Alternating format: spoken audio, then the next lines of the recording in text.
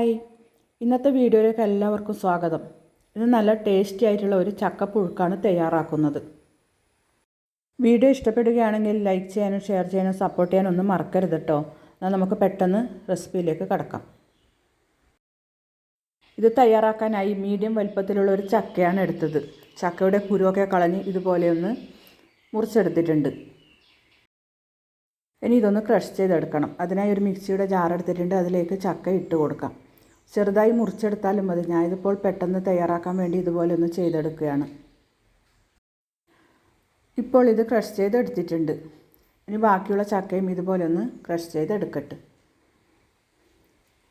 ഇപ്പോൾ എല്ലാം ഇതുപോലെ ഒന്ന് ക്രഷ് ചെയ്തെടുത്തിട്ടുണ്ട്. ഇനി ഇതിലേക്ക് ചേർക്കാനായി ചക്കക്കുരുയുടെ ചൂളിയൊക്കെ കളഞ്ഞ് ചെറിയ കഷ്ണങ്ങളാക്കി മുറിച്ച് വെള്ളത്തിലിട്ടിട്ടുണ്ട്. ഇതിന് ഒരു 2-3 വെള്ളത്തിൽ കഴുകിയതിന് ശേഷം ഒരു പാത്രത്തിലേക്ക് മാറ്റി കൊടുക്കാം.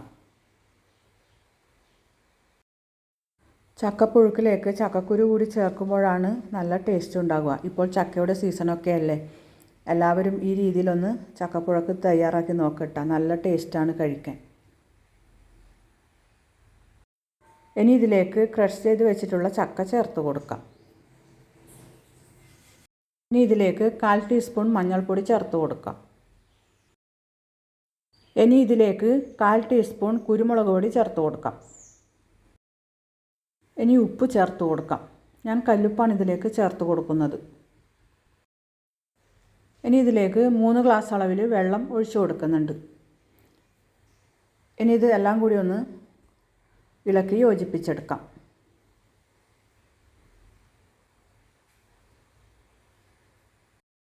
ഇതെല്ലാം കൂടി നന്നായി മിക്സ് ചെയ്തെടുത്തതിന് ശേഷം ഇതിനെ അടുപ്പത്തേക്ക് വെച്ച് കൊടുക്കാം. ലോ ഫ്ലെയിമിൽ വെച്ചിട്ടാണ് ഇത് വേവിച്ചെടുക്കേണ്ടത്. ഇതിനെ ഒന്ന് വെന്ത് വരട്ടെ. ഇനി ഇതിനാവശ്യമായിട്ടുള്ള അരപ്പ് തയ്യാറാക്കാം. അതിനായി മിക്സിയുടെ ജാറെടുത്ത് വെച്ചിട്ടുണ്ട്. അതിലേക്ക് 1/2 പിടി ചിരകിയ തേങ്ങ ചേർത്ത് കൊടുക്കാം. ഇനി 15 അല്ലി വെളുത്തുള്ളി തൊലി കളഞ്ഞതിന് ശേഷം ഇതിലേക്ക് ചേർത്ത് കൊടുക്കാം. ഇനി ഇതിലേക്ക് 1 പിടി കുഞ്ഞുള്ളിയാണ് ചേർത്ത് കൊടുക്കുന്നത്.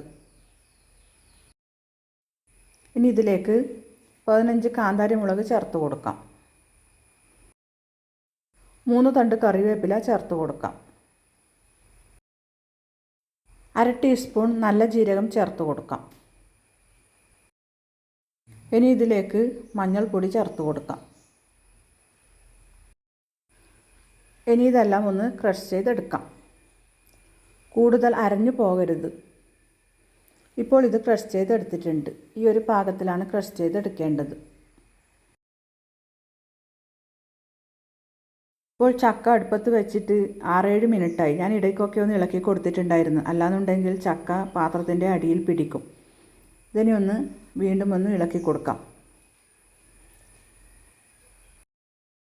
ഇപ്പോൾ ചക്ക നന്നായി വെന്ത് വന്നിട്ടുണ്ട്. ഇനി ഇതിലേക്ക് അരപ്പ് ചേർത്ത് കൊടുക്കാം.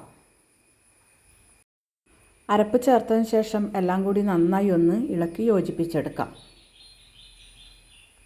ഇനി ഈ അരപ്പൊക്കെ ഒന്ന് വെന്ത് ഇതിലെ വെള്ളമൊക്കെ ഒന്ന് വറ്റി വരട്ടെ. അതുവരെ നന്നായി ഒന്ന് ഇളക്കി കൊടുക്കാം.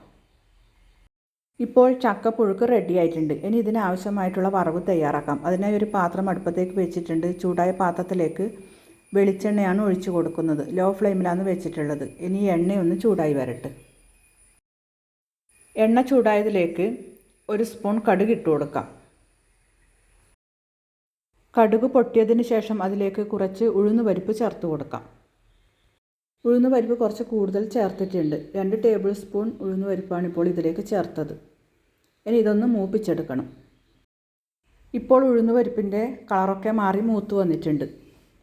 ഇനി ഇതിലേക്ക് 3 തണ്ട് കറിവേപ്പില ചേർത്ത് കൊടുക്കാം. 3 വറ്റൽമുളക് ചെറുതായി മുറിച്ചതും ചേർത്ത് കൊടുക്കാം. ഇനി ഈ വറ്റൽമുളകും കറിവേപ്പിലയും ഒന്ന് മൂപ്പിച്ചെടുക്കാം. കറിവേപ്പിലയും വറ്റൽമുളകും ഒന്നും കരിഞ്ഞു പോവാതെ പ്രത്യേകം ശ്രദ്ധിക്കണം കേട്ടോ. ഇപ്പോൾ ഇത് പാകമായിട്ടുണ്ട്. ഈ വറവ് നമുക്ക് ചക്കപ്പുഴുക്കിലേക്ക് ചേർത്ത് കൊടുക്കാം. ഇപ്പോൾ നമ്മുടെ ടേസ്റ്റിയും ഹെൽത്തിയുമായിട്ടുള്ള ചക്കപ്പുഴുക്ക് റെഡി ആയിട്ടുണ്ട്. എല്ലാവരും ഇതുപോലെ ഒന്ന് ട്രൈ ചെയ്ത് നോക്കട്ടെ. എല്ലാവർക്കും തീർച്ചയായും ഇഷ്ടപ്പെടും. ഇനി നല്ലൊരു റെസിപ്പിയുമായി നമുക്ക് അടുത്ത വീഡിയോയിൽ കാണാം. Thank you.